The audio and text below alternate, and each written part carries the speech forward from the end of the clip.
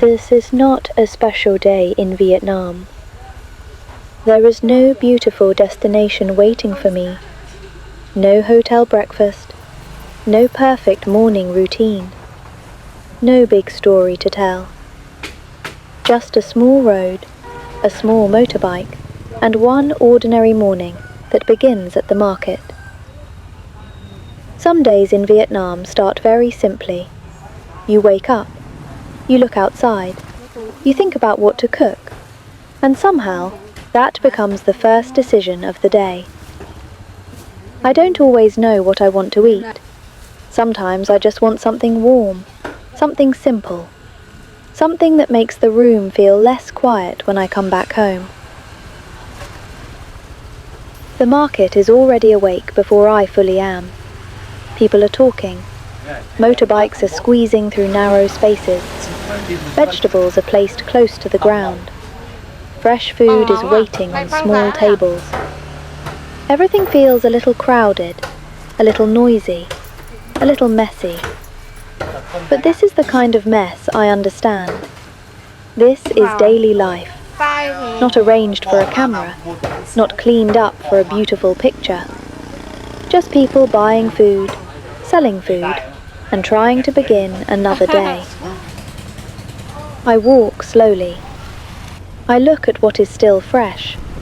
A little meat, some mushrooms, some green vegetables.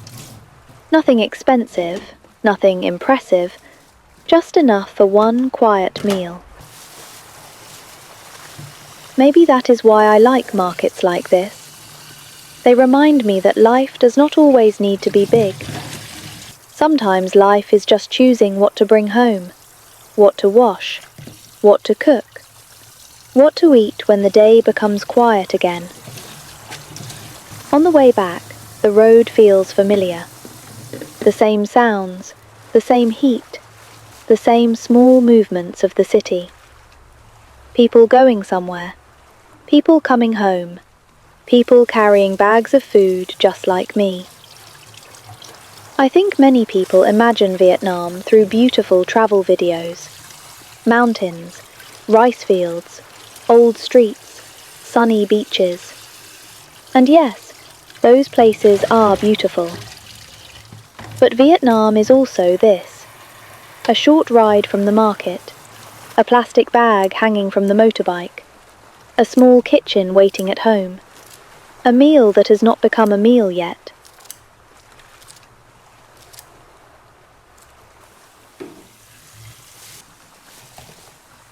When I get back, nothing looks perfect.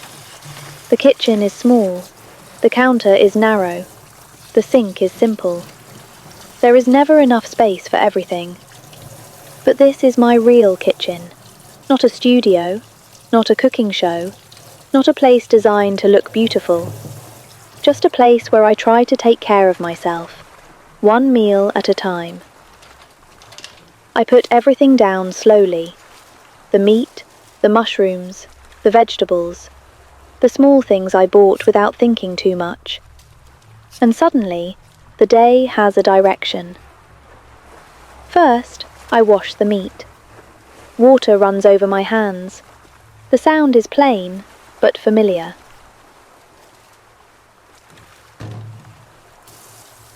There is something peaceful about doing the same small actions again and again.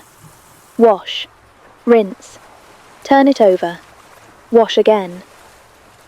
Nothing about this is special, but somehow my mind becomes quieter when my hands are busy. I stop thinking too far ahead. I stop asking myself what my life should look like.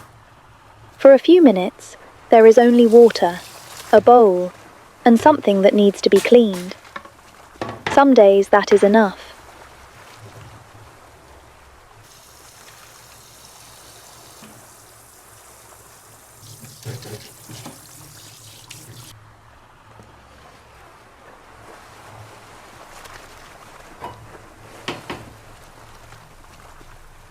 I move slowly because there is not much space.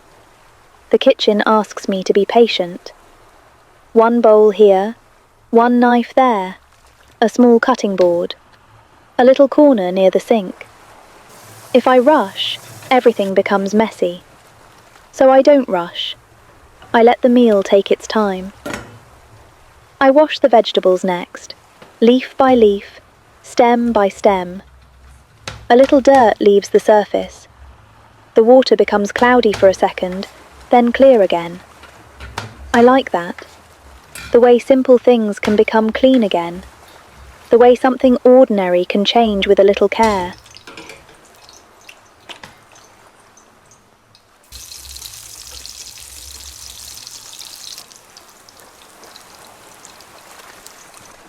The mushrooms are soft in my hands.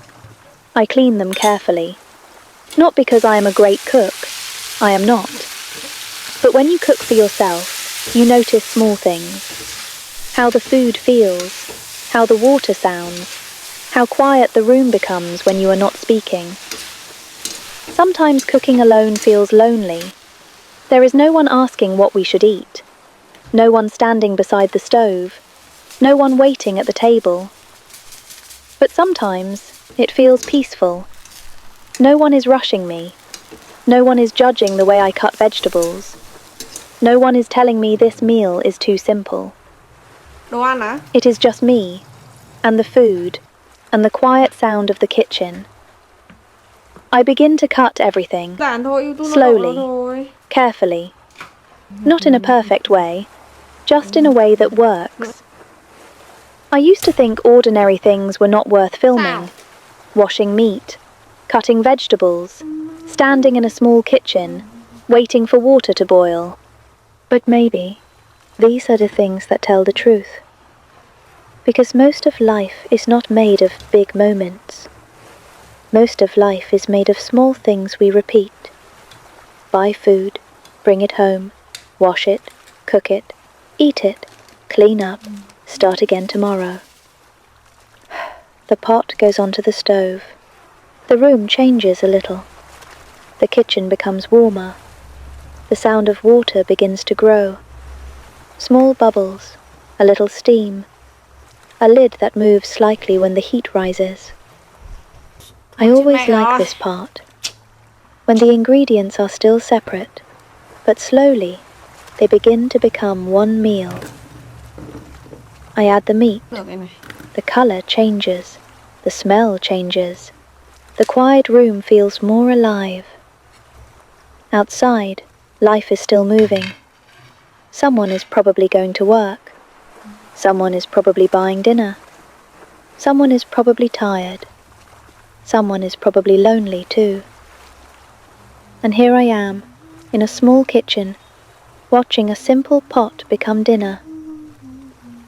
It sounds like nothing, but on some days, nothing is exactly what I need.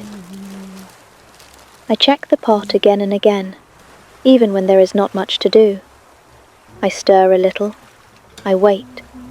I look at the steam. I listen to the small boiling sound. Cooking alone is strange.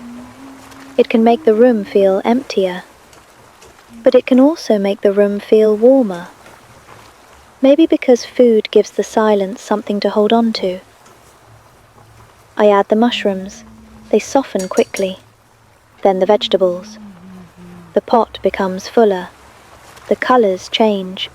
The smell becomes deeper. And somehow, my heart feels a little less heavy. I don't know why simple food can do that. Maybe because it does not ask anything from us. It does not need us to be successful. It does not need us to look happy. It does not need a perfect life behind it. It only needs heat, water, time, and a little care. Maybe people think a good life should look bigger than this. A bigger home, a better kitchen, more money, more people around, more exciting plans. I used to think that too. I used to think happiness had to look impressive from the outside. But now, I am not so sure. Maybe happiness can be small. A warm meal, a clean bowl, a quiet evening, a little steam on the kitchen window, a tired body finally sitting down. Maybe a good life is not always the one people notice. Maybe sometimes it is the life that helps you get through one more day without being too hard on yourself. The food is almost ready now. The room is warmer. The stove is still on. The day is slowly coming to an end. I taste the broth. I adjust a little. Not too much. Just enough. I don't cook like a chef. I cook like a person trying to take care of himself gently. A little salt, a little patience, a little hope that dinner will make the night feel better. Maybe that is enough. There are still many things I don't have. A perfect home, a perfect plan, a perfect future, a life that looks beautiful every day. But tonight, I have food in the pot. I have a place to return to. I have a few quiet minutes when nothing is asking too much from me. And maybe, for this kind of day, that is already something. The meal is simple, maybe too simple for some people, but it is warm, it is real, and it came from my own hands. Nothing special, but real. I think that is why I keep filming days like this. Not because my life is beautiful all the time, not because anything important happens, but because ordinary days disappear so easily. And one day, maybe I will want to remember this. The road to the market, the small kitchen, the sound of water, the steam from the pot, the quiet feeling of coming home. Maybe this life is not perfect. Maybe it is not beautiful to everyone. Maybe it is too ordinary for some people to notice. But it is mine. And tonight, that feels enough.